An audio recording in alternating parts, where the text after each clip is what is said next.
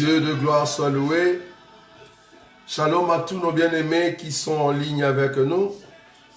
Là où nous sommes, nous allons commencer à élever les dieux de gloire.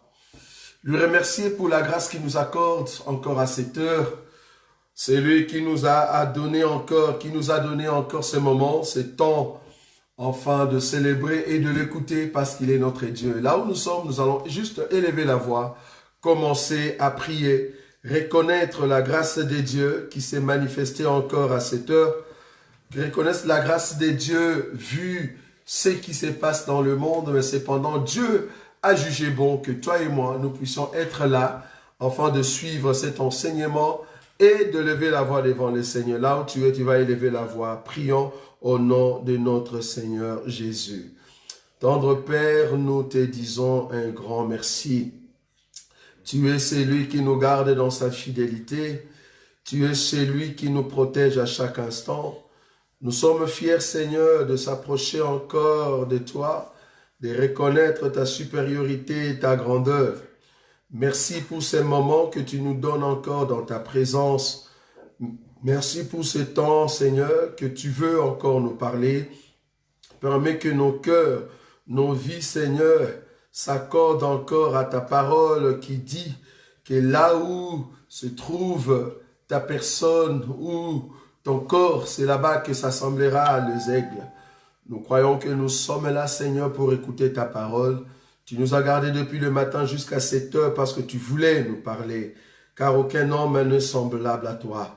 Permets que tous ces temps que nous allons passer dans ta présence soient un moment inoubliable dans nos vies, que nos cœurs s'accordent encore à ta parole, que nos vies élèvent celui qui est éternel, que nos pensées montent auprès de toi, afin de célébrer ton Saint-Nom, car tu es digne de recevoir l'expression de nos cœurs, car tu es la seule personne auprès de qui nous répandons nos âmes pour célébrer ton Saint-Nom. Que la gloire, louange et seul ton nom soit élevé en ce moment pour la seule gloire de ton nom. Qui peut se mesurer à toi, les dieux de gloire? Merci Jésus. Oui, bien-aimé, tu vas encore élever la voix, tu vas prier pour tous nos bien-aimés qui sont partout dans le monde, que la grâce de Dieu soit encore sur eux, afin qu'ils soient fortifiés, que la foi puisse continuer à demeurer dans leurs pensées, dans tout ce qu'ils le font, que Jésus soit notre Maître et notre Seigneur. Prions au nom de notre Seigneur Jésus. Tendre Père, nous élevons la voix pour tous nos bien-aimés qui sont partout dans le monde. Nous voulons que ta grâce, Seigneur, puisse nous accompagner encore davantage pour la seule gloire de ton nom, Jésus. Car aucun homme n'est semblable à toi. Nous voulons célébrer ton Saint-Nom. Tu es le Dieu, celui qui nous garde.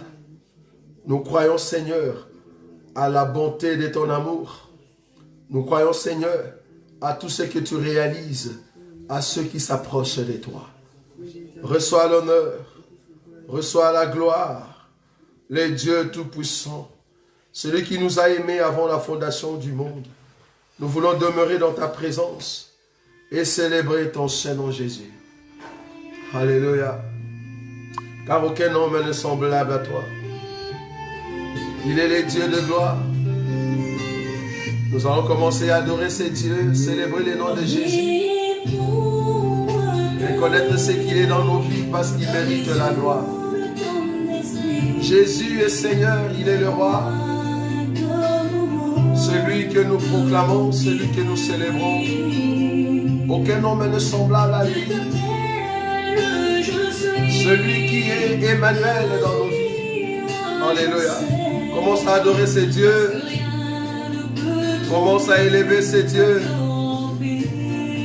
Avant d'écouter la parole de Dieu, prépare ton cœur à recevoir cette parole. Adore les dieux de gloire.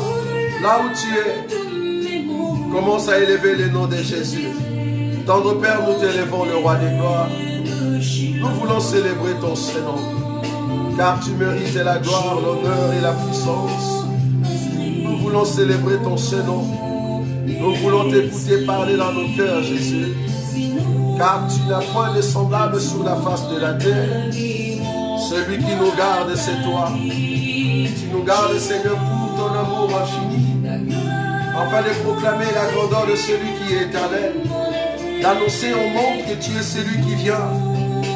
Oh Dieu de gloire, c'est toi. Tu as comblé nos cœurs par ta parole, Shiloh. Tu as voulu toucher nos vies, Seigneur, pour nous ramener auprès de toi. Tu as voulu nous consoler alors que nos cœurs étaient abattus. Tu as voulu amener la joie là où la tristesse avait gagné le cœur. Tu as voulu amener, Seigneur, la solution là où les problèmes avaient surmélangé, Seigneur, nos vies. Oh Dieu Tout-Puissant, nous étions accablés complètement, emportés par le souci de ce monde. Mais cependant, tu es venu pour nous chercher, nous remettre sur le chemin du salut. Car c'est toi qui es le chemin qui nous amène à toi. Nous te sommes très reconnaissants, le Dieu de gloire, Dieu de notre existence, celui qui nous a connus alors que nous n'étions pas sur la terre.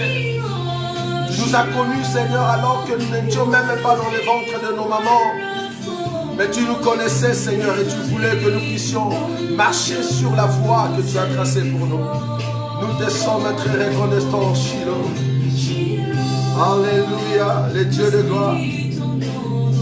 Inscris ton nom, Seigneur, dans mon esprit pour célébrer ton Saint-Nom. Nous voulons être marqués par toi, éternel et Dieu des armées. Nous voulons être ce peuple qui marche rien qu'avec toi, car tu es la lumière qui nous éclaire. Éclaire-nous encore davantage, Jésus. Gloire et louange à toi. Merci. Le Dieu de gloire, c'est toi. Merci. Merci Jésus. Alléluia. Gloire et louange à toi. Merci Shiloh, celui qui devait venir et qui vint afin de sauver le peuple qui était autrefois dans l'ombre de la mort. Mais tu as accepté, Seigneur, de le sauver par le biais du salut, par le biais de la mort à la croix. La mort qui était une abomination, mais cependant c'est par cette abomination, par cette malédiction, tu as voulu sauver l'humanité. Ceux qui ont été inscrits dans les livres de vie avant la fondation du monde. Nous te sommes très reconnaissants. Permets que nos cœurs, Seigneur, reçoivent cette parole. Mais Seigneur, dans nos vies, la sémence qui vient de toi, afin de garder ce qui est ta parole. Parce que tu le mérites. Que seul ton nom soit élevé en ton nom, Jésus, que nous avons ainsi prié. Amen. Amen. Merci, Shiloh. Que Dieu soit loué, les dieux de gloire. Nous célébrons un Dieu qui est très puissant, les dieux de gloire, c'est lui qui nous garde dans sa fidélité. Là où nous sommes, nous allons prendre nos Bibles, nous allons continuer notre enseignement. Comme vous le savez, chaque dimanche à partir de 18 h, c'est vraiment le temps des enseignements. Ce n'est pas une émission, mais c'est plutôt un enseignement pour apporter la connaissance dans vos vies, afin de ramener au fait ceux qui sont encore dans le monde, de retrouver le chemin de la vie, parce que nous croyons que nous qui étions autrefois égarés, autrefois abandonnés, le Seigneur lui-même qui est le chemin, il est venu nous chercher et il nous a montré le chemin, comment rentrer auprès du Père. C'est pour cela que nous célébrons le nom de celui qui est le roi des gloires, le créateur du ciel et de la terre, de l'univers visible et invisible. Nous allons prendre nos Bibles, nous allons continuer notre enseignement. Aujourd'hui, nous allons parler sur la femme enveloppée du soleil. Donc, c'est notre troisième partie après l'enlèvement. Mais nous allons toucher quand même cette femme. Et c'est comme ça que nous allons petit à petit entrer maintenant dans l'après l'enlèvement. Comprenez que cet enseignement vous aide à comprendre, parce que je le crois, donc c'est non l'enseignement, que vous ne serez pas là après l'enlèvement, parce que nous serons déjà au ciel. Je ne veux pas, ma prière n'est pas que tu restes après l'enlèvement, ma prière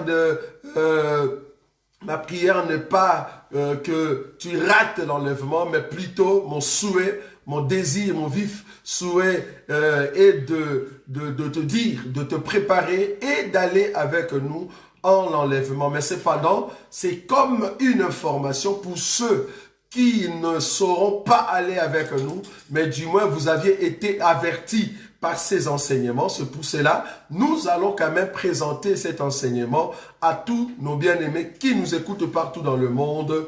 Peut-être cela peut réveiller encore la pensée d'une personne qui demeure encore dans le péché, parce que Jésus revient très bientôt. Malheur à ceux qui ne croient pas à l'enlèvement. Malheur à ceux qui ne croient pas à la résurrection de ceux qui vont aller très bientôt avec nous. Parce que la Bible dit que ceux qui dorment, ils vont se réveiller. Et nous allons partir ensemble dans les airs à la rencontre de notre Seigneur. Mais malheur à ceux qui n'y croient pas, parce que cela va arriver et vous allez rater. C'est là-bas que vous allez pleurer et vous allez comprendre que ce que nous disions, c'était la vérité. Mais malheureusement, nous ne serons plus sur terre. Apocalypse chapitre 12. Apocalypse chapitre 12, c'est le passage que nous allons exploiter aujourd'hui et je crois le dimanche prochain. Le but ici, c'est d'aller petit à petit et de comprendre les événements de tout ce qui va arriver après l'enlèvement et quand est-ce que nous allons rentrer sur terre et célébrer le royaume, célébrer notre Seigneur dans le royaume. C'est ça, au fait, la fête des tabernacles. Parce que quand la Bible parle de fête des tabernacles, c'est l'établissement de ça. C'est le royaume de notre Dieu. Dieu parmi son peuple sur terre, avec un royaume puissant où le maître lui-même sera le roi qui dirige toute la terre. Apocalypse chapitre 12, le premier verset, je commence à lire. Un grand signe parut dans les ciels. Une femme enveloppée du soleil, la lune sous ses pieds et une couronne de 12 étoiles sur sa tête. Elle était enceinte et elle criait étant en travail et dans la douleur de l'enfantement. Un autre signe parut encore dans le ciel. Et voici, c'était un grand dragon, rouge feu, ayant 7 têtes et 10 cornes, et sur ses têtes 7 diadèmes. Sa queue entraînait le tiers des étoiles du ciel et les jetait sur la terre. Les dragons se tinrent devant la femme qui allait enfanter, afin de dévorer son enfant lorsqu'elle l'aurait enfanté. Elle enfantant un fils qui doit paître toutes les nations avec une verge de fer. Et son enfant fut enlevé vers Dieu et vers son trône. Vers Dieu et vers son trône. Et la femme s'enfuit dans le désert où elle avait un lieu préparé par Dieu afin d'y être nourrie pendant 1260 jours. 1260 jours. Et il y eut guerre dans le ciel. Michael et ses anges combattirent contre les dragons, et les dragons et ses anges combattirent. Mais ils ne furent pas le plus forts, et leur place ne fut plus trouvée dans le ciel. Et il fit précipiter le grand dragon, le serpent ancien appelé le diable et Satan, celui qui séduit toute la terre. Il fut précipité sur la terre, et ses anges furent précipités avec lui. Et j'ai entendu dans le ciel une voix forte qui disait, « Maintenant le salut est arrivé, ainsi que la puissance et le règne de notre Dieu et l'autorité de son Christ, car il a été précipité l'accusateur de nos frères, celui qui les accusait devant notre Dieu jour et nuit. Ils l'ont vaincu à cause du sang de l'agneau et à cause de la parole de leur témoignage, et ils n'ont pas aimé leur vie jusqu'à craindre la mort. C'est pourquoi réjouissez-vous cieux, et vous qui habitez dans les cieux, malheur à la terre et à la mer, car le diable est descendu vers vous, animé d'une grande colère, sachant qu'il a peu de temps. » Parole du Seigneur, c'est au fait les Écritures que nous allons, si Dieu le veut, commencer à dépiécer tout au long de cet enseignement après l'enlèvement de Daniel. S'il faut donner un rappel pour nos bien-aimés qui n'étaient pas avec nous la fois passée, nous sommes en train de parler avant l'enlèvement, pendant l'enlèvement et après l'enlèvement. Nous avons dit qu'avant l'enlèvement, c'est là-bas que nous avons touché les 4 abominations qui précèdent l'enlèvement de Lot. pendant l'enlèvement, nous avons expliqué l'enlèvement de Ève, comment est-ce que Dieu était en train de former l'église que nous appelons Ève, que Dieu devait former Ève avec ses propres mains. Et quand Ève aura la forme voulue par Dieu, il faut que Ève se lève pour aller à la rencontre d'Adam. Ça, c'est l'église qui va aller en enlèvement et rencontrer le Seigneur dans le désert. Nous avons dit, c'est comme Rebecca qui quitte la maison de ses parents et qui vient au fait rencontrer Isaac dans les champs. Vous voyez ça? Et Isaac va l'amener dans la maison de sa maman, c'est-à-dire Sarah. C'est là-bas que nous avons expliqué que l'enlèvement, pendant l'enlèvement, ça sera au fait la fête des noces, où l'église va au fait vivre dans le ciel pour ne pas voir la colère des dieux. Vous voyez? Parce que le but était que Dieu ne veut pas que sa femme puisse voir sa colère. L'époux va éviter que sa femme voie sa colère. Nous avons dit qu'au temps de la grâce, le Seigneur, c'est l'agneau de Dieu qui ôte le péché du monde. Mais cependant, après l'enlèvement, il faut que cet agneau redevienne les lions. Je dis bien redevienne. Parce qu'au commencement, il a été lion. Il était lion.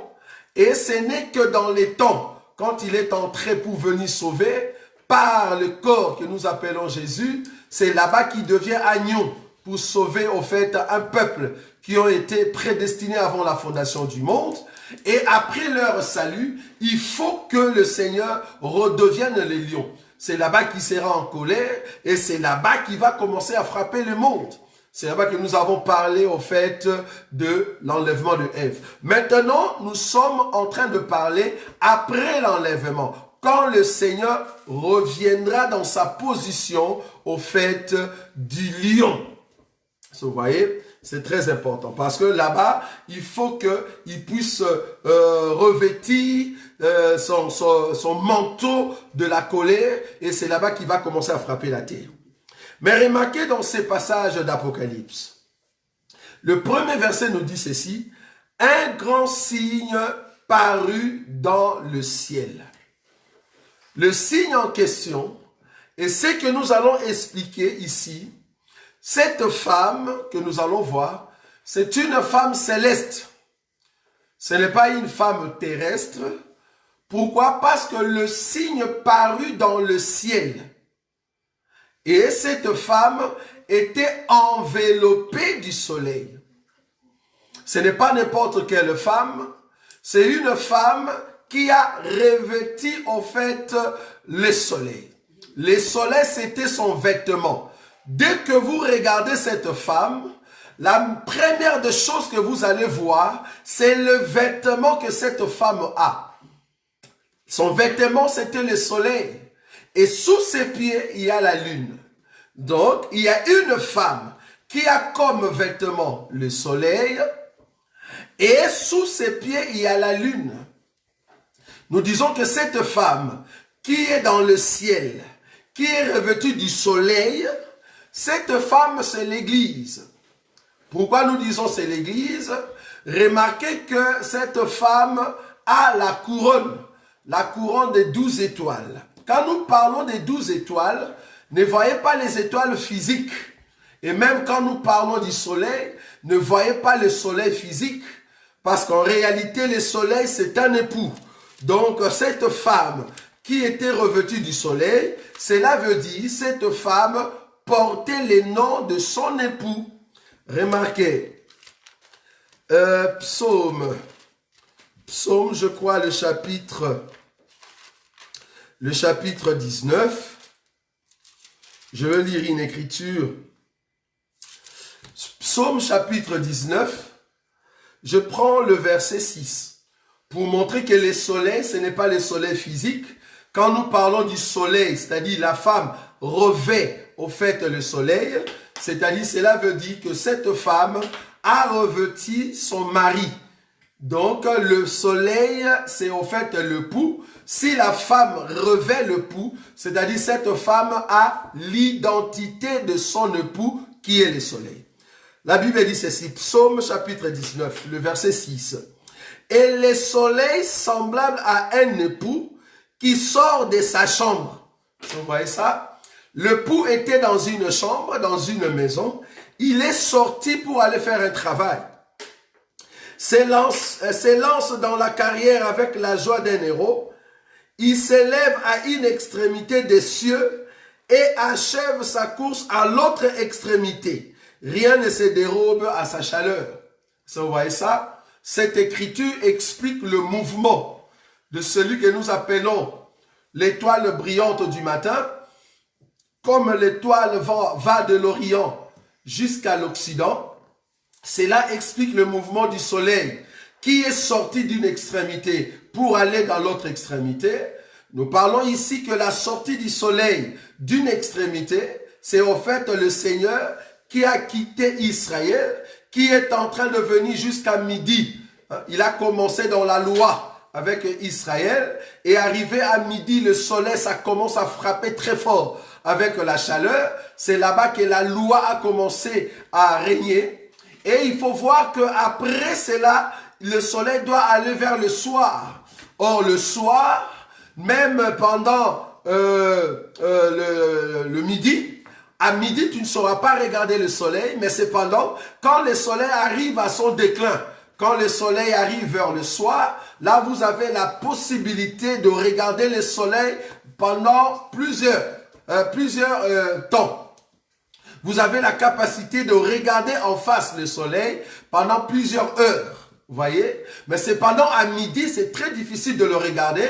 Pourquoi? Parce que le soleil frappait très fort. Or, les temps du midi, c'est au fait le temps de la loi où Dieu qui est soleil, il frappait très fort. Vous voyez cela? Mais arrivé au soir, c'est-à-dire le mari s'est fatigué de la course. L'homme qui a travaillé depuis le matin, au soir, il se fatigue. Nous disons que le soleil qui a quitté d'une extrémité pour dormir dans l'autre extrémité, la première extrémité, c'est Israël, et l'autre extrémité, c'est-à-dire l'Occident, là où le soleil vient dormir, là-bas, c'est l'Église.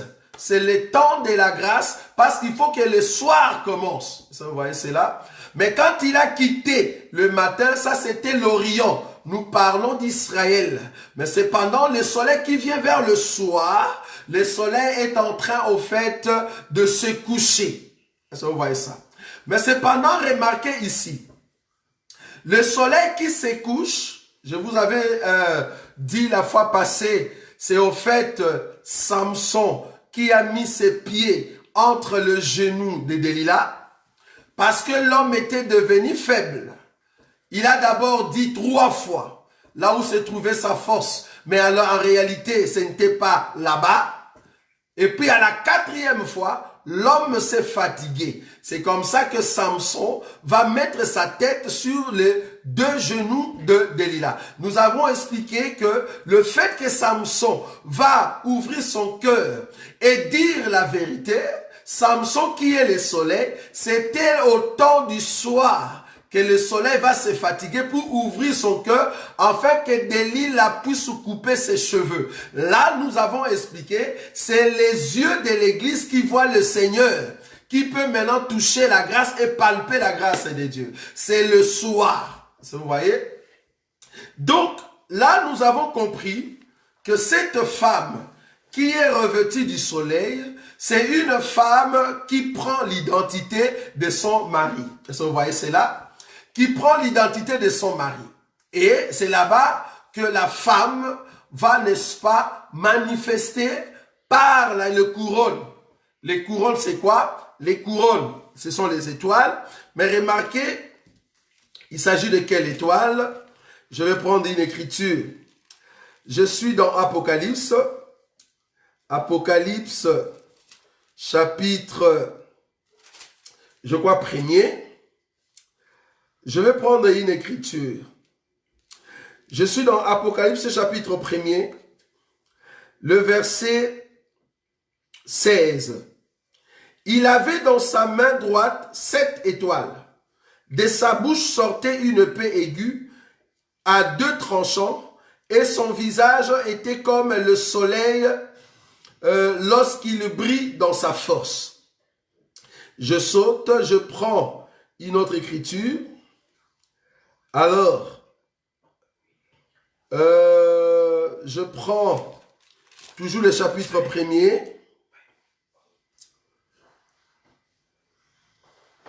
Voilà, le chapitre 20.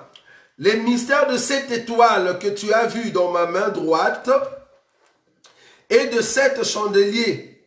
Les 7 étoiles sont les anges de 7 églises. Et les 7 chandeliers sont les églises. Donc j'ai pris cette écriture pour montrer que les étoiles ici représentent au fait le ministère, représentent les anges. Quand on dit les anges ici, c'est par rapport aux ministres qui prêchaient dans les églises d'Asie. Hein. C'est dans ce sens-là, dans la lettre que je le prends ici pour en ce qui concerne les 7 étoiles. Mais les 12 étoiles qui se trouvent sur la tête de cette femme, cela représente le fondement. Le fondement, l'enseignement reçu par les apôtres. Donc, cette femme qui a les étoiles et revêtue du soleil, c'est une femme qui a l'identité de l'époux et qui est assise sur l'enseignement de 12 apôtres. Ça, vous voyez ça? Qui est assis sur l'enseignement, sur la parole.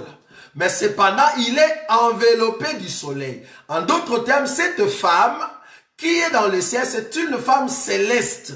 Ah, là, nous comprenons que Abraham qui avait 2 postérités. La postérité du ciel et la postérité de la terre. La postérité de la terre, c'est Israël céleste, qu'on appelle Agar, selon le livre, je crois, de Galates.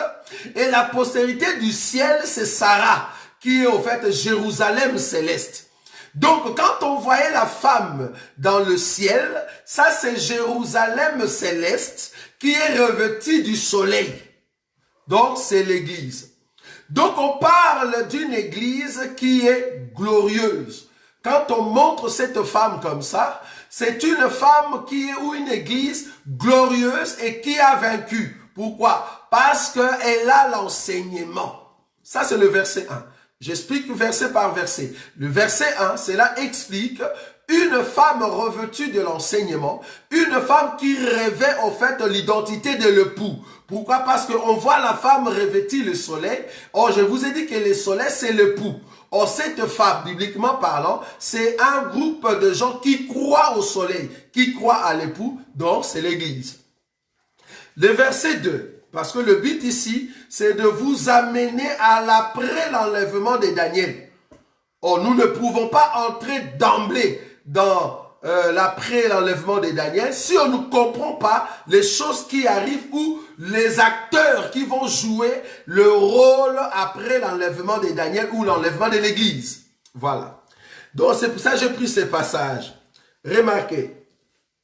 Apocalypse chapitre 12. J'ai déjà lu le verset 1er.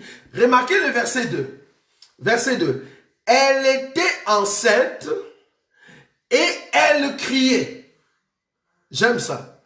Elle était enceinte et elle criait. Ça, c'est un. Deuxièmement, étant en travail et dans le douleur de l'enfantement. Je ne sais pas si vous avez vu 2 éléments. Donc, cette femme, cette église glorieuse était enceinte. Quand on dit enceinte, elle a la capacité d'avoir un enfant. Parce que si cette femme n'a pas d'enfant, donc elle n'a pas la capacité de donner la vie. Or, je veux prendre une écriture pour expliquer la sainte. Pourquoi cette femme avait la grossesse? Qu'est-ce que signifie la grossesse dans la Bible pour cette femme? Je prends 1 Jean. 1 Jean, nous allons lire ces passages. 1 Jean, je prends 1 Jean chapitre 5, le verset 1 Jean 5, je prends le verset 12. La Bible dit ceci. Je commence à partir du verset 11. 1 Jean 5, à partir du verset 11. Bien-aimés, si Dieu nous a ainsi aimés, nous devons aussi nous aimer les uns les autres. Personne n'a jamais vu Dieu. Si nous nous aimons les uns les autres, Dieu demeure en nous et son amour est parfait en nous. Là, nous comprenons que l'amour de Dieu, c'est de manifester ce que Dieu a mis en nous. Ça, c'est le premier élément. Donc, pour qu'on puisse voir que tu as l'amour de Dieu, c'est quand tu es en train de manifester cet amour. Or, manifester cet amour veut dire faire sortir cet amour. Vous voyez ça? Faire sortir cet amour, c'est très important. Maintenant, je saute. Là, j'avais pris 1 Jean chapitre 4, le verset 11 et 12. Maintenant, je prends 1 Jean chapitre 5, le verset 12. La Bible dit ceci. Je commence à partir du verset 11 aussi. Et voici ce témoignage. C'est que Dieu nous a donné la vie éternelle et que cette vie est dans son Fils. Ok? Le verset 12. Celui qui a le Fils a la vie. Celui qui n'a pas le Fils de Dieu n'a point la vie. Donc, si tu as l'amour de Dieu, cet amour, la Bible l'appelle Fils. Donc, pour manifester l'amour, tu dois avoir un fils en toi. Donc, nous qui sommes une femme, ayant un fils en nous, c'est avoir la grossesse d'un enfant. Et c'est l'enfant qui communique la vie. Souvenez-vous de l'écriture que nous avons lue la fois passée pour Marie, qui est arrivée dans la maison d'Élisabeth. Quand elle a prononcé des paroles, la voix de la salutation a amené l'onction dans la vie de Jean-Baptiste. Vous voyez ça? Donc, cette femme qui est enceinte, cela veut dire que la femme avait la vie en elle. La femme avait le Fils. Or, le Fils, c'est l'amour de Dieu. Donc, la femme avait la parole en elle. Vous voyez ça? Parce que la parole, c'est la lumière. C'est une femme qui portait la lumière. Ok. Si la femme portait la lumière, nous comprenons pourquoi le soleil est son époux. Pourquoi le soleil l'a enveloppé? Le soleil l'a enveloppé parce que c'est le soleil qui lui donne la sémence. Et vous voyez ça. Donc, cette femme qui est enceinte, le père ou le propriétaire de cette grossesse, c'est le soleil. C'est le soleil qui est, au fait, le père de cette grossesse ou le responsable de cette grossesse. Parce que en elle, il y avait la vie et la vie était la lumière du monde. Jean chapitre 1er. Nous allons lire ça. Peut-être tu n'as pas vu là où je suis. Voilà. Jean chapitre 1er. La Bible dit ceci. Au commencement était la parole et la parole était avec Dieu et la parole était Dieu. Elle était au commencement avec Dieu. Toutes choses ont été faites par elle et rien de ce qui existe n'a été fait sans elle. En elle était la vie. Dans la parole était la vie et la vie était la lumière des hommes. Donc si tu as le Fils et que tu as la vie, cette vie-là, la Bible l'appelle lumière. Or, si la femme dans son ventre, elle avait la lumière, il faut que ça soit la lumière qui lui donne la grossesse. Si tu fais l'ADN, de cet enfant, on voit la lumière à l'intérieur. Donc le père de l'enfant qui était dans le ventre de cette femme, de la femme enveloppée du soleil, le père c'est le soleil. Pourquoi? Parce que le soleil donne la lumière. Genèse chapitre 1er. Pourquoi on a créé le soleil? C'est pour donner la lumière, donner la sémence, et sa sémence c'est la lumière. Genèse chapitre 1er, le verset 14. Dieu dit qu'il y ait des luminaires dans l'étendue du ciel pour séparer les jours d'avec la nuit, que ce soit des signes pour marquer les époques, le jour et les années, et qu'ils servent des luminaires dans l'étendue du ciel pour éclairer la terre. Est-ce que vous voyez ça? Nous voyons que cette terre, c'est une femme qu'on est en train d'éclairer parce que la femme était enveloppée du soleil et la femme a reçu la grossesse du soleil. Est-ce que vous voyez ça? Pour, au fait, éclairer la terre, et cela fit ainsi. Dieu fit les deux grands luminaires au jour et le plus petit luminaire pour présider de la nuit. Voilà. Donc j'ai pris cette écriture pour confirmer que le soleil donne la lumière. Or, ici, dans cette écriture d'Apocalypse, chapitre 12, cette femme est enveloppée du soleil. Nous avons dit, elle a l'identité de l'époux. Donc, c'est une femme mariée. Une femme qui a son époux. Ou une femme fiancée. On peut même aller là-bas. Mais c'est une femme occupée. Vous voyez, c'est là. Et son mari s'appelle le soleil. Et c'est le soleil qui l'a engrossé. C'est ça, l'évangile. C'est le soleil qui l'a engrossé. Pourquoi? Parce que c'est lui qui a le Fils a la vie. Or, la vie, c'est la lumière du monde. Donc, dans le ventre de la femme, il y avait la lumière. Or, la lumière vient du soleil. Donc, c'est le soleil qui est son mari. Ok. Maintenant, la Bible dit ceci. Ça, c'est le deuxième verset. Elle était enceinte. L'enceinte de qui? J'ai expliqué ici. Elle était enceinte du soleil. C'est le soleil qui l'a engrossé. Mais remarquez la deuxième partie. La deuxième partie nous dit ceci. Nous dit ceci la deuxième partie. Elle criait étant en travail et dans le douleur de l'enfantement. C'est une femme qui travaillait. Dans son travail, elle est enceinte. Mais pendant le travail, elle criait. Pourquoi elle criait? Parce qu'elle attendait déjà d'avoir un enfant. Les douleurs de l'enfantement étaient là et elle criait.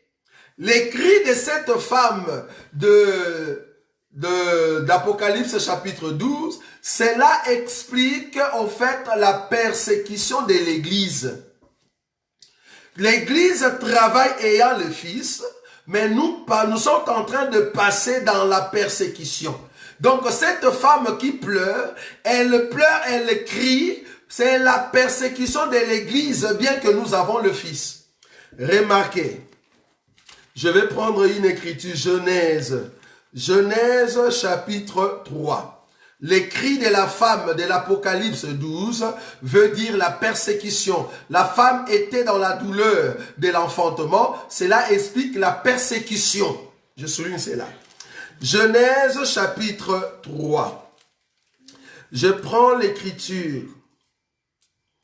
Je prends le verset, le verset 16. Genèse, chapitre 3, le verset 16. Je veux, en fait, expliquer la persécution. La Bible dit ceci. Il dit à la femme, « J'augmenterai la souffrance de tes grossesses. » J'aime beaucoup cette écriture. J'augmenterai la souffrance de tes grossesses. Tu enfanteras avec douleur et tes désirs se porteront vers ton mari, mais il dominera sur toi. Cette écriture nous montre, nous prouve que quand Dieu a créé Ève, Ève qui était dans la perfection, Ève qui était, au fait, dans la pureté, cette Ève-là devait normalement enfanter. Là, nous sommes en train de corriger les bien-aimés qui disent que Ève a été créée, mais non pas pour enfanter. Elle devait enfanter, mais autrement. En tout cas, pas par la manière que ces gens-là expliquent. Vous voyez, c'est là. Mais nous sommes en train de dire que par cette écriture, nous voyons que Dieu avait déjà préparé Ève qu'elle devait enfanter. Mais après le péché, et puis elle devait enfanter avec douleur. Vous voyez? Avec douleur. Donc elle devait enfanter, mais cependant, quand Dieu vient augmenter, c'est là-bas que nous sommes. La Bible dit, j'augmenterai la souffrance de tes grossesses. Donc la femme devait avoir la grossesse, oui, mais ces grossesses, je parle de Ève, ces grossesses avant, ce n'était pas avec beaucoup de souffrance. Dieu vient augmenter cela après que Ève ait pris le fruit et mangé. Alors Dieu augmente la souffrance de la grossesse. Mais avant de manger le fruit, il y avait quand même la souffrance de la grossesse, mais qui n'était pas augmentée. Mais ce n'est qu'après le péché que Dieu vient augmenter la souffrance de la grossesse. Mais la souffrance de la grossesse existait. Mais après le péché, Dieu l'augmente. Cela explique que les Èves avant le péché, c'est un autre peuple. Et les Èves après le péché, c'est un autre peuple. Les Èves avant le péché, les Èves qui n'ont pas touché le fruit, les Èves qui n'ont pas, parce que manger veut dire aussi tuer. Ève qui n'a pas mangé le fruit, qui n'a pas tué le fruit, voilà. Bien que ça n'existe pas, on ne peut pas tuer un fruit. Ève qui mange le fruit, on a augmenté sa grossesse, la souffrance de sa grossesse. Mais les Èves qui étaient avant de toucher au fruit, elle avait aussi des souffrances, mais une souffrance qui n'était pas augmentée. C'est là-bas que nous sommes en train de parler de la persécution avant l'enlèvement et la grande persécution qui vient après l'enlèvement. Vous voyez ça? Nous, l'Église, nous allons passer dans la persécution. Nous sommes en train de passer dans la persécution. La Bible dit qu'il y aura des gens qui vont vous persécuter, croyant servir les seigneurs. Mais nous allons passer dans des persécutions. C'est par des souffrances, par de persécutions que nous allons entrer dans le ciel. Mais pas par des grandes persécutions, pas par des grandes tribulations. Non, la Bible n'a pas dit ça. La Bible dit par des persécutions, par des tribulations que nous devons entrer dans le ciel. Ça, c'est la grossesse, la souffrance de la grossesse. Mais après l'enlèvement, viendra maintenant la grande tribulation qui n'est rien d'autre que la grande souffrance de la grossesse. Là-bas, Dieu a augmenté. Vous voyez ça? Vous voyez ça? Ça, c'est très important. Donc, le Ève avant le fruit et le Ève après le fruit. C'est différent. C'est là-bas que nous voyons que Dieu est bon. Son amour est vraiment insondable pour nous. C'est pour cela, bien aimé, profitez d'aller à l'enlèvement avec nous. Sinon, vous allez rater l'enlèvement et la souffrance qui viendra après, ça sera terrible.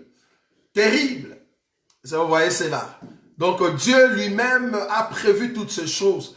Pour l'Église, il y a la persécution, oui. Il y a la souffrance de la grossesse, oui. Mais cependant, après l'enlèvement, ça sera une augmentation de la souffrance de la grossesse.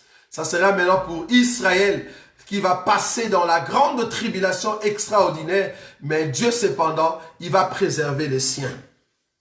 Donc, voilà ce que nous voulions expliquer. Cette femme de l'Apocalypse 12, qui est en train de crier. Quand on dit crier, c'est-à-dire c'est une femme qui passe dans la persécution, tout en étant dans le travail, c'est-à-dire tout en exerçant son ministère, tout en exerçant sa foi, tout en marchant avec les seigneurs, tout en gardant la pureté, cette femme va passer dans la persécution. Tu ne peux pas aller au ciel sans la persécution. C'est pour cela que j'aimerais quand même exhorter une personne. Le souffrance que tu es en train de voir, toutes les choses que tu es en train de voir aujourd'hui, ne sera pas comparable à la souffrance qui viendra après. Donc ne dis pas que la souffrance est tellement élevée que tu veux abandonner la foi. Au contraire, quand tu vois la souffrance, dis-toi que le Seigneur t'aime parce qu'il est en train de te préparer pour que tu sois bien formé et aller au ciel. Ce ne sont pas les souffrances de ce monde qui vont te séparer avec le Seigneur. Ce ne sont pas la tribulation, ni les manquements, ni l'argent, ni parce que tu as manqué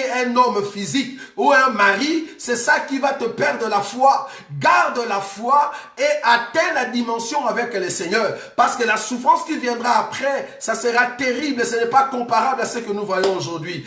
Tiens fort, continue dans la foi et demeure dans le Seigneur. Le Seigneur te protégera et tu vas surmonter les persécutions que tu vois maintenant. Tu vas surmonter les tribulations que tu es en train de voir. C'est là-bas que le Seigneur va t'honorer. C'est seulement comme ça que tu vas monter avec nous dans le ciel. Nous sommes appelés à atteindre la maturité. Or, la maturité ne peut pas venir sans la persécution. La maturité ne peut pas venir sans les épreuves. La maturité ne peut pas venir sans la tribulation. Il faut passer par les tribulations pour atteindre le royaume des cieux. C'est très important. C'est par des tribulations, des persécutions que nous allons atteindre le royaume. Si seulement nous gardons la foi et que nous continuons dans les choses de Dieu. Cette femme criait parce qu'elle avait douleur de l'enfantement. Donc, nous avons compris que cette femme, c'est l'Église. L'Église qui est en train de crier aujourd'hui, qui souffre aujourd'hui par la persécution, mais cependant Dieu est en train de le préserver. Là, nous étions dans le verset 2. Vous avez remarqué, si vous avez très bien compris comment est-ce que Jean est en train de voir cette prophétie, vous saurez facilement détailler ce que nous appelons la ligne chronologique de la prophétie. Très important. Remarquez, on a d'abord commencé à présenter une femme. Une femme enveloppée du soleil. C'est une femme qui a l'identité de l'époux. Une femme qui a l'enseignement, qui a les 12 étoiles, qui n'est rien d'autre que le fondement que nous avons en Christ et Jésus par les billets des apôtres. Est-ce que vous voyez cela? Donc là, nous avons compris que c'est une femme qui a réellement le Seigneur parce qu'elle a l'identité de son époux. La lune en question, c'est au fait la femme, on peut dire comme étant la femme qui va briller au fait après que cette femme ait enlevé son fils, c'est au fait Israël. J'explique ici la lune comme étant Israël et que cette femme, c'est l'église céleste et que la lune, c'est l'église terrestre. C'est dans ce sens-là que je le prends. Maintenant, remarquez, la même femme va maintenant commencer à changer de costume. C'est là-bas que nous sommes en train de devenir. Donc la femme qu'on a présentée dans le verset 1, verset 2, comme étant l'église, une église glorieuse qui a l'identité de l'époux, vous allez voir que cette femme va changer l'identité. Parce que la femme va quitter la position du ciel, la femme va devenir terrestre. Or, quand la femme devient terrestre, ce n'est plus l'église. Ça ne sera plus l'église. Parce que ici, cette femme est céleste. Et c'est dans le ciel, c'est comme ça qu'il faut que la femme soit enlevée. Et quand, il faut que l'enfant qui était dans le ventre soit enlevé. Et quand l'enfant sera enlevé, la femme devient terrestre. Donc la même femme va expliquer deux peuples. D'abord, nous commençons par l'église. Vous allez comprendre après que cette femme deviendra Israël. Mais je prends d'abord le verset 3. Je vous ai dit que le verset 1 et le verset 2 expliquent l'église glorieuse qui sont préparées et qui portent l'identité de notre Seigneur Jésus. Cette église est dans les travails, c'est-à-dire pendant le temps de la grâce, après la croix jusqu'à l'enlèvement, nous sommes en train de travailler glorieusement avec le Seigneur parce que nous avons l'identité de l'époux qui est le soleil et le soleil nous a engrossés. Dans notre ventre, nous avons la lumière, nous avons la parole. Est-ce que vous voyez cela? Parce que la parole, c'est la vie c'est le Fils. Or, celui qui n'a pas le Fils n'a pas la vie. Or, la vie, c'est la lumière. Or, la lumière vient du soleil, donc c'est le soleil qui est le mari de cette femme qui l'a engrossée. Est-ce que vous voyez? C'est là-bas que nous parlons. Donc, comme l'église travaille, il faut que cette église arrive à la maturité. Maintenant, quand l'église va arriver à la maturité, c'est là-bas que nous avons expliqué Ève. Nous avons dit que quand Ève arrive à la maturité, Dieu maintenant va au fait le lever pour l'amener vers Adam. Maintenant, comme la femme a travaillé et que la femme maintenant est arrivée à son terme, parce qu'arriver à la maturité ici, dans ce passage, c'est que la femme est arrivée à terme pour mettre au monde un enfant. C'est ça la maturité. Est-ce que vous voyez ça? Donc, la grossesse est arrivée à la maturité. Maintenant, la femme va enfanter. Ça, c'est la dimension où le Seigneur va accomplir sur Ève pour que Ève soit bien formée. Et quand Ève se lève, c'est pour aller à l'enlèvement. Remarquez ce qui va arriver ici. Le verset 3. Un autre signe parut encore dans le ciel. J'aime ça. Donc nous avons deux signes. Le premier, c'est le peuple du ciel. Et le deuxième signe, c'est maintenant les dragons qu'on voit dans le ciel. Pourquoi on les voit dans le ciel? Pourquoi? C'est ça la question. 3. Un autre signe parut encore dans le ciel. Et voici, c'était un grand dragon rouge, feu, ayant 7 têtes et 10 cornes, et sur ces têtes 7 diadèmes. Sa queue entraînait le tiers des étoiles du ciel et les jetait sur la terre. Les dragons se tinrent devant la femme qui allait enfanter, afin de dévorer son enfant lorsqu'elle aurait enfanté. Qu'est-ce que nous disons pour ce passage? D'abord, les dragons ici, que nous sommes en train d'expliquer, c'est tout un royaume. C'est le dernier royaume qui reste à être manifesté avant que nous puissions partir à l'enlèvement. C'est le dernier royaume que vous êtes en train de vivre maintenant. Pourquoi j'ai dit dernier royaume? La même bête a été vue par Daniel. Regardez, Daniel chapitre, je vais prendre l'écriture, Daniel chapitre 7. C'est la même bête que Daniel a vue, c'est-à-dire parmi les 4 royaumes que Daniel avait vus, les derniers royaumes, c'est le royaume que Jean est en train de voir là-bas. Daniel chapitre 7. Comment est-ce que ce royaume ressemble au royaume des gens? Je prends le verset 7.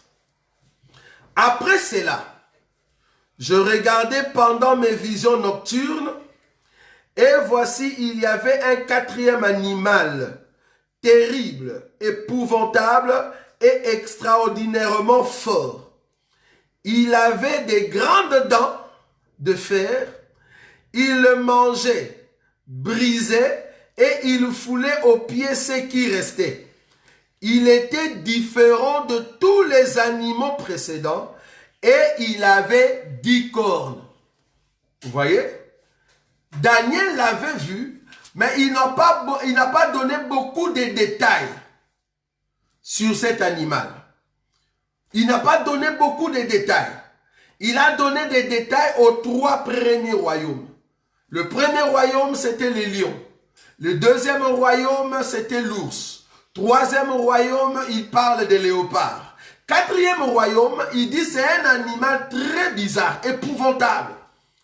Daniel n'a pas donné la forme. Ce que Daniel a vu, c'était les 10 cornes qui étaient sur sa tête et les dents de fer. Les dents de fer. Si tu vas dans la vision de la statue de Nabucodonosor, tu vas comprendre, au fait, ayant les dents de fer, c'est quel royaume.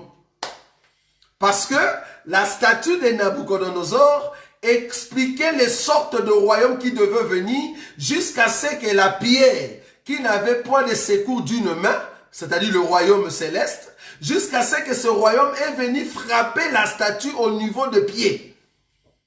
Maintenant, là-bas, dans cette statue, si vous y allez, vous allez comprendre que le royaume de fer, c'est le royaume romain ou l'empire romain. Or, cet empire romain, jusqu'aujourd'hui, ça continue, mais ça prend plusieurs formes. C'est pour cela que nous disons que nous sommes en train d'attendre ces royaumes qui se mettent déjà en place afin d'élever leur roi, qui est l'Antéchrist. Alors, le but de l'Antéchrist, ou l'esprit de l'Antéchrist, allons comme ça pour mieux comprendre, l'esprit de l'Antéchrist, c'est pour massacrer ceux qui portent la vérité. Parce que pour le moment, l'esprit de l'Antéchrist est déjà là, parce que nous avons plusieurs Antéchrists au milieu de nous, mais cependant, l'homme de l'impie qui incarne l'esprit de l'Antéchrist, il n'est pas encore apparu.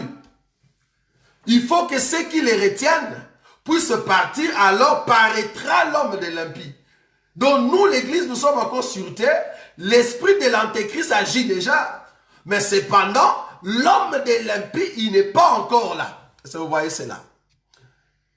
Excusez-moi parce qu'il y a des gens qui entrent et qui empêchent la visibilité.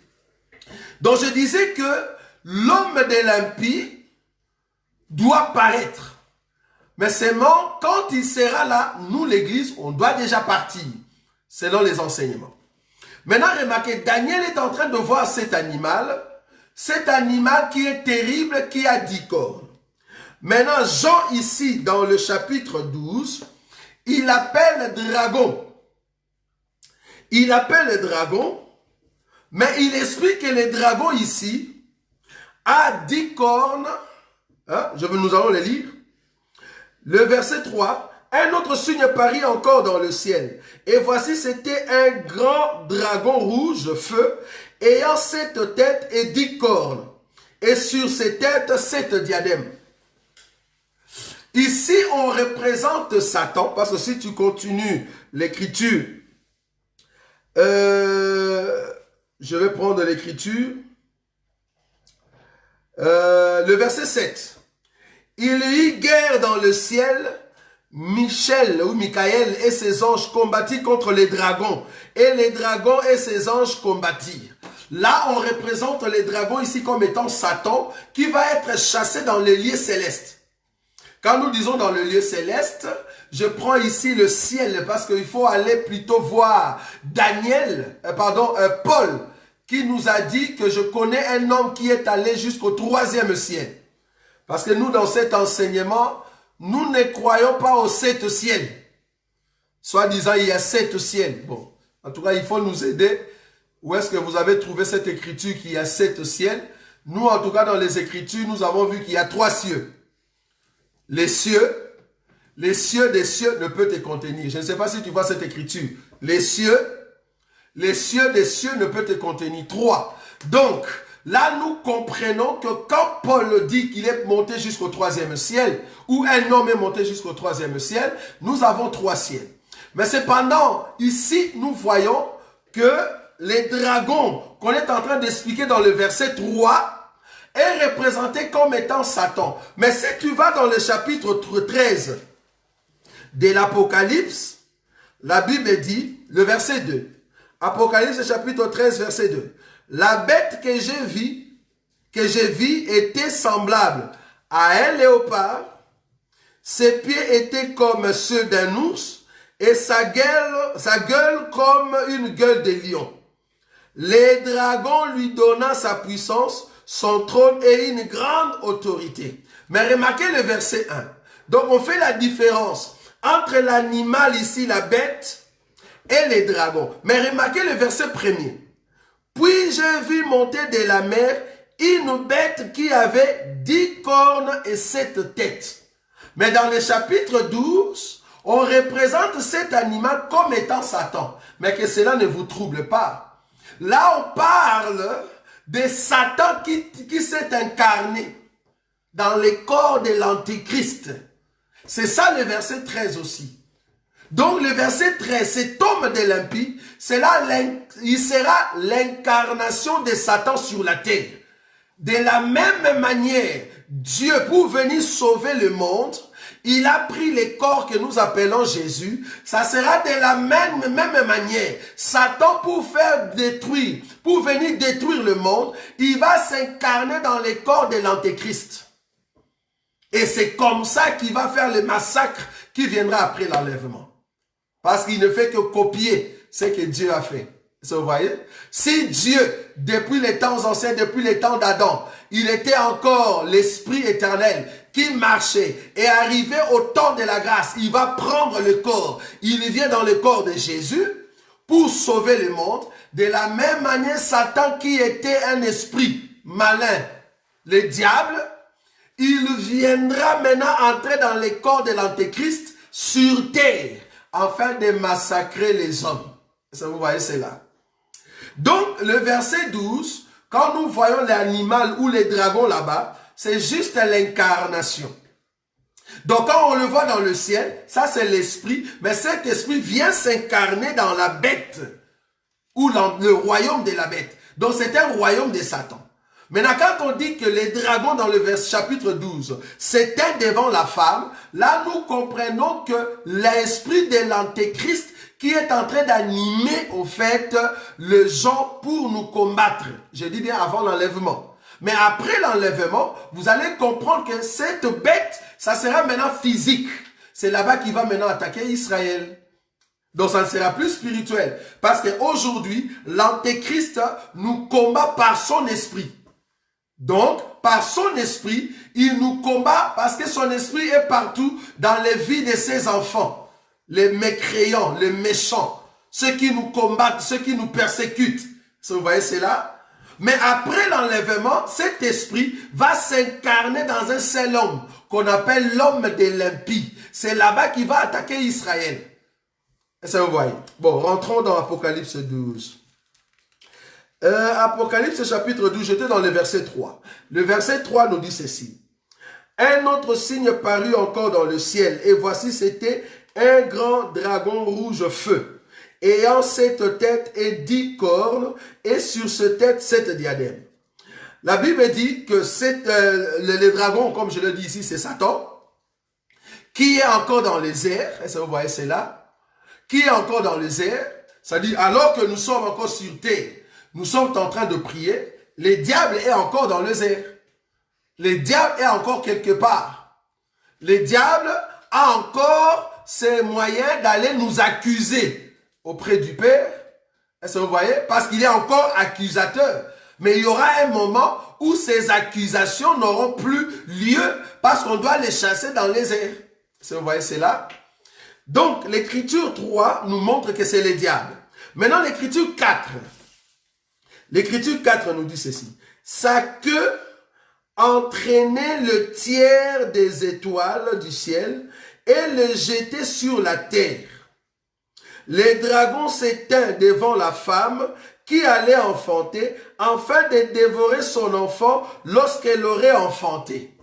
Le verset 5. Elle enfantant un fils qui doit paître toutes les nations avec une verge de fer. Et son enfant fut enlevé vers Dieu et vers son trône. Vers Dieu et vers son trône. Et ça, vous voyez, c'est là. Qu'est-ce que je veux dire ici?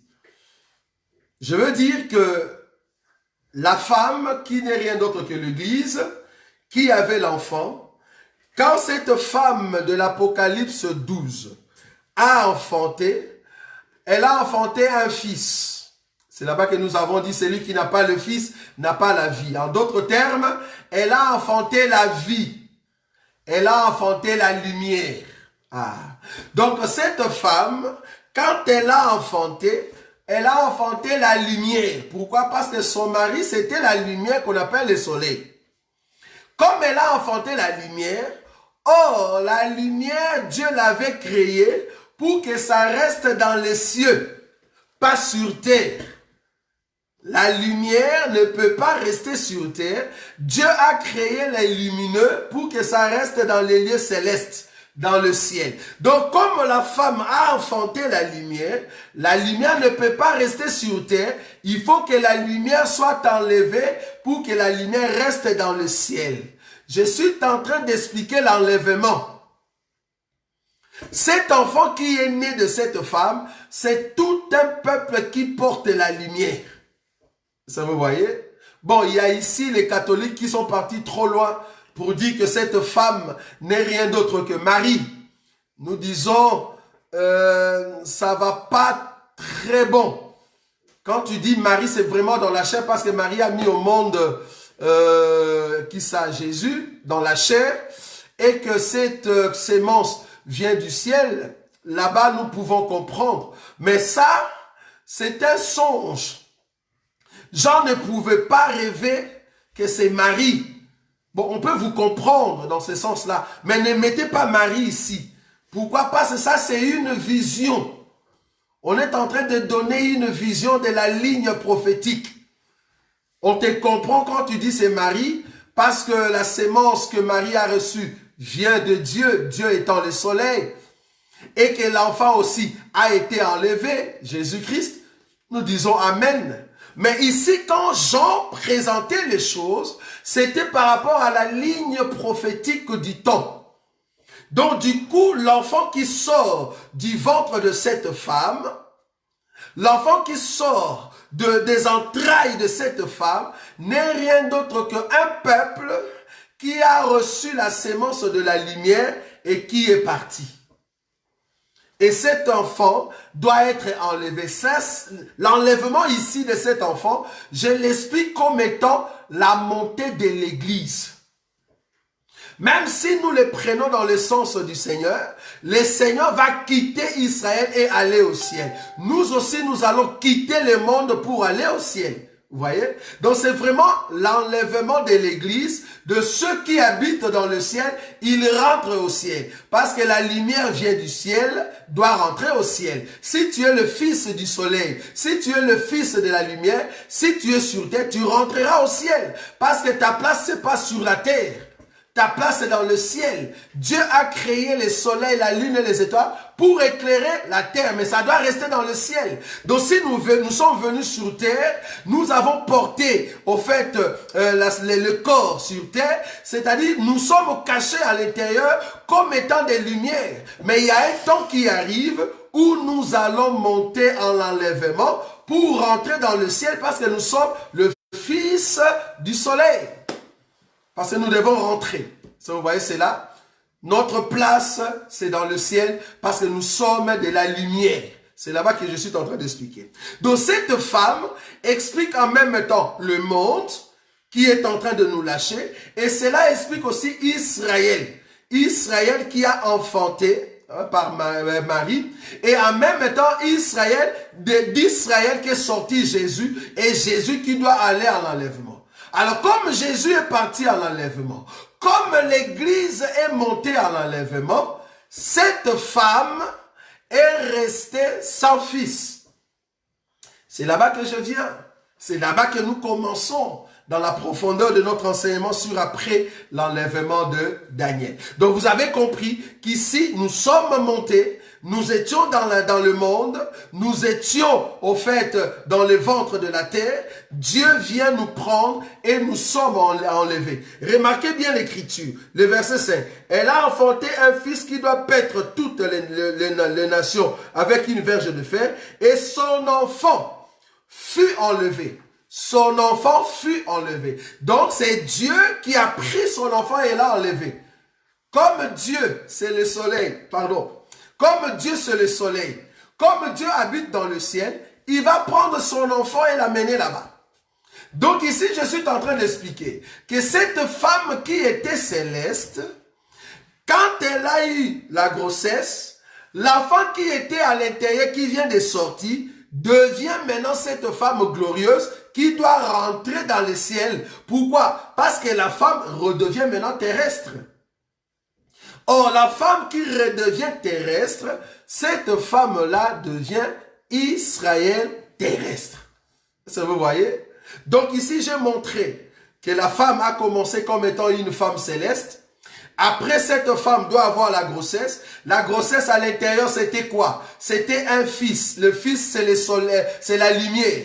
Donc, la femme avait la lumière dans son ventre. Je vous ai dit, c'est l'identité que nous avons en Christ Jésus parce que nous avons la lumière. Mais l'heure vient où nous allons monter comme étant le fils du ciel. Pourquoi? Parce que nous sommes des lumières. Nous devons habiter dans le ciel. Est-ce que vous voyez? C'est comme ça que nous allons monter parce que nous appartenons au ciel. Alors, comme nous sommes sortis du monde, le monde est resté sans fils. Maintenant, Dieu va maintenant songer ou penser à cette femme qui avait porté la grossesse. C'est là-bas que je viens. Donc, j'avais pris d'abord, là je lis le verset 5. Mais je rentre un peu en arrière pour vous montrer le verset 4. Le verset 4, remarquez. Le verset 4 dit ceci. Je crois que nous avons encore du temps. Donnez-moi encore 5 minutes. Le verset 4. Sa queue entraînait le tiers des étoiles du ciel et les jetait sur la terre. Sa queue entraînait le tiers. Donc il y avait 3 sur 3 et sa queue a entraîné. On a dit entraîner. C'est-à-dire tirer vers la terre. Ça va? Tirer vers. Donc, sa queue entraînait le tiers des étoiles du ciel et les jetait sur la terre. C'est-à-dire, les étoiles étaient célestes, mais la queue de cet animal, de cette bête de dragon, a pu quand même tirer une partie des 3 sur 3, pas 4 sur 4. Je vous ai expliqué les 1 quart, et là je parle de 1 tiers. Veuillez voir notre enseignement précédent. Donc ici on est dans les 1 tiers. Donc, les dragons ont pu traîner les 1/3 des étoiles. Je vous ai dit, les étoiles, c'est ceux qui ont l'enseignement, c'est ceux qui sont fondés dans l'enseignement des apôtres, c'est ceux qui avaient l'enseignement. Mais comment est-ce que la bête a pu traîner vers la terre ou sur la terre les 1/3 des étoiles? Donc les 2/3 des étoiles ne sont pas là. Seulement les 1/3 des étoiles. Donc nous jetons l'œil sur le 1/3. Alors que la terre était subdivisée en 4. C'est quoi d'abord la queue? Quand on dit la queue dans la Bible, c'est quoi? Nous allons voir ça. Ésaïe. Je suis en train d'expliquer Apocalypse chapitre 12, verset par verset. Très important. C'est quoi la queue qui entraîne les 1/3 des étoiles? Je vous ai dit les 1/3 des étoiles. Les étoiles, c'est le peuple du ciel, mais ce peuple avait l'enseignement, mais on les a attirés. C'est qui ce peuple qu'on a attiré? Alors que nous sommes au temps de 1/3. Le temps de 3 terres, pas 4. C'est ce qu'on avait dit la fois passée. Remarquez. Je prends l'écriture, Ésaïe. C'est quoi la queue? Ésaïe chapitre 9. Ésaïe chapitre 9. Je prends le verset 14. Ésaïe chapitre 9, le verset 14. C'est quoi la queue? Dans la Bible, c'est quoi la queue? Faut pas lire la Bible comme si tu lisais un roman. Quand tu vois la queue, tu penses vraiment que c'est un animal qui a une queue physique. Non. Va dans la Bible, tu vas comprendre c'est quoi la queue de l'animal dans le chapitre 12. Parce que dans le chapitre 14, on nous a montré cette queue-là. Mais dans le chapitre 12, on nous dit seulement la queue. Là-bas, on n'a pas dit queue. On a directement donné que c'est aussi un autre animal. Mais ici, dans le chapitre 12, on nous parle de la queue qui a la capacité d'attirer ou de traîner 1/3, pas un quart, 1/3 des étoiles. Très important. C'est quoi la queue? Ésaïe chapitre 9, le verset 14. Je lis rapidement. Je commence à partir du verset 13. Aussi l'Éternel arrachera-t-il d'Israël la tête et la queue, la branche du palmier et le roseau en un seul jour. L'ancien et le magistrat, c'est la tête.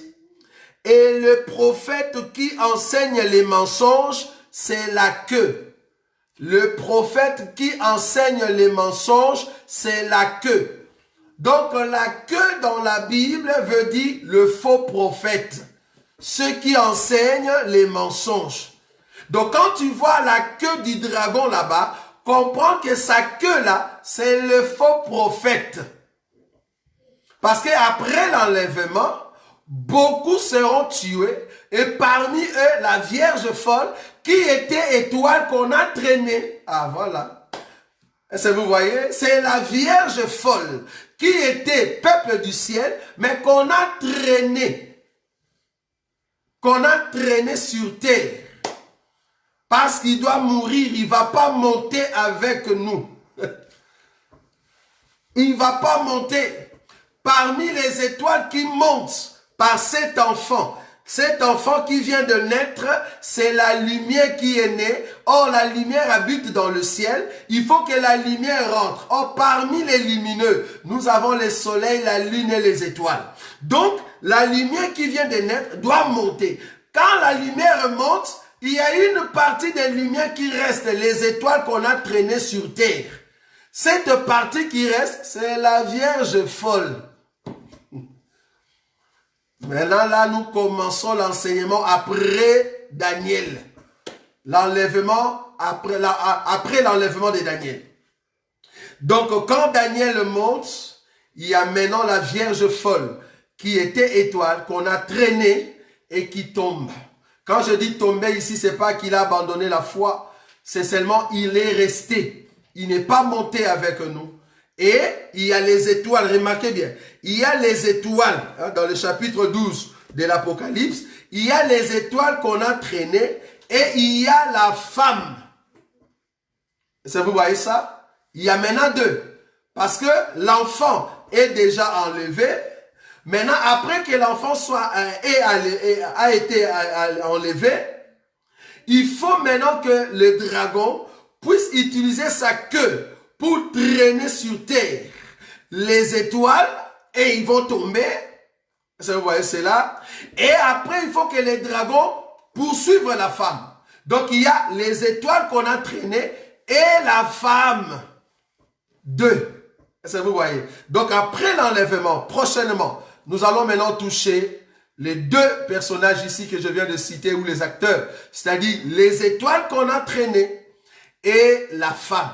Nous serons toujours dans ces chapitres 12 de l'Apocalypse, afin d'entrer verset par verset et voir comment est-ce que le diable va faire pendant les temps où il va régner dans le corps de l'Antéchrist après l'enlèvement. Et c'est là-bas que nous allons entrer détail par détail pour vous montrer que la femme qui est restée, c'est Israël, pour vous montrer qu'il y aura les étoiles qui vont aussi passer mal. Vous allez voir que les deux peuples, la Bible va commencer à les citer à chaque instant, alors que nous sommes déjà après l'enlèvement. Et c'est comme ça que nous allons comprendre la souffrance, la grande souffrance, la grande tribulation, l'augmentation de la douleur de l'enfantement qui viendra après l'enlèvement.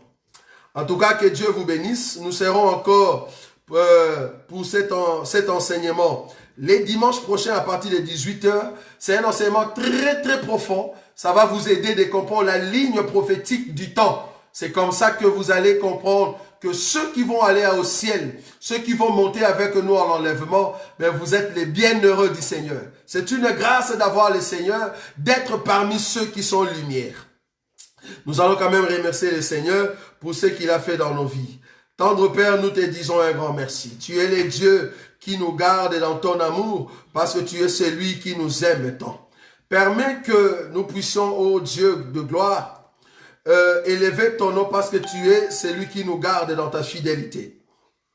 Ton nom est redoutable, ton nom est glorieux. Merci pour mon bien-aimé, merci pour ma bien-aimée qui a suivi cet enseignement, car tu es en train de préparer un peuple qui doit montrer et rentrer à la maison.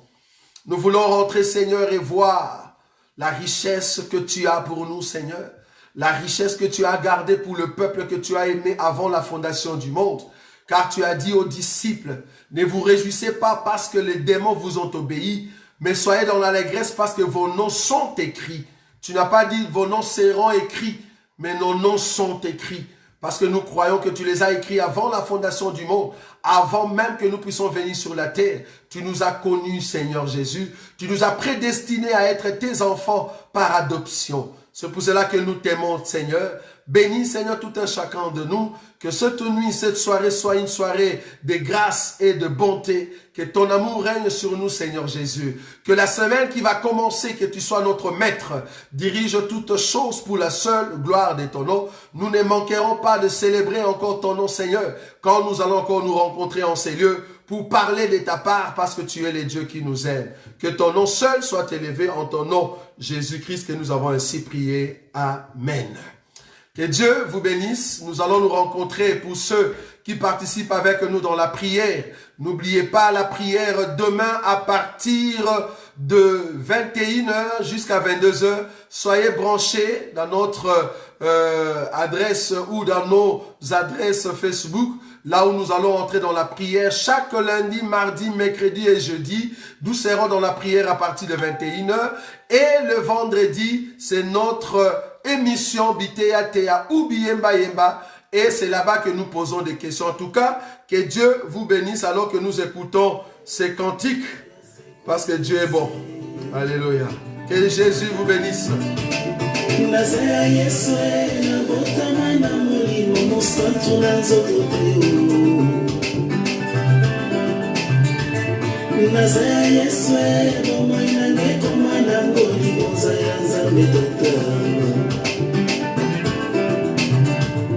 Nazaya Yesu na bomba mana makila motu ya Nzambe. Nazaya Yesu na simama na liloba Nzambe ya kolo na bomo. Yango atabi tumbele kimakasi na bangateo nasimama na mokeli na nyonso assurance éternelle nazalanga moleki mais pour l'instant naza nano na se abenginga mwinda nasala nini naza kobela Yesu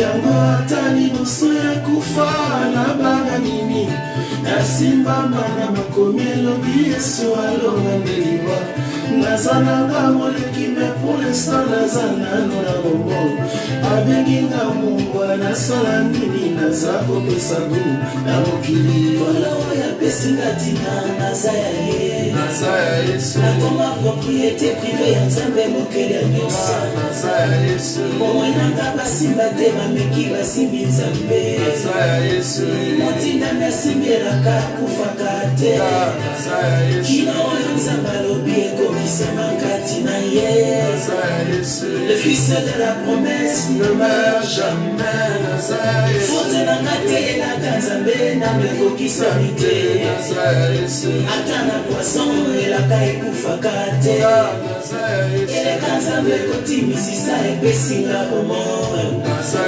ekolisama ata moto abwakami na moto ye ce n'est plus moi qui vis c'est plutôt Jésus qui vit en moi oyanga masira eloko ebomaka ete bisika etangi maloba moto akontredire te fote nanga te akomisanga oyo azali ye babenga ye mokonzi apesinga bokonzi na ye fote nanga te akomisanga mwinda lokola ye na dérange ténèbre nyonso ya mokili ya lelo fote nanga te akomisanga molongi lokola ye bisika nakomi parfum de bonne odeur emati likolo Nazaya Yesu Nazaya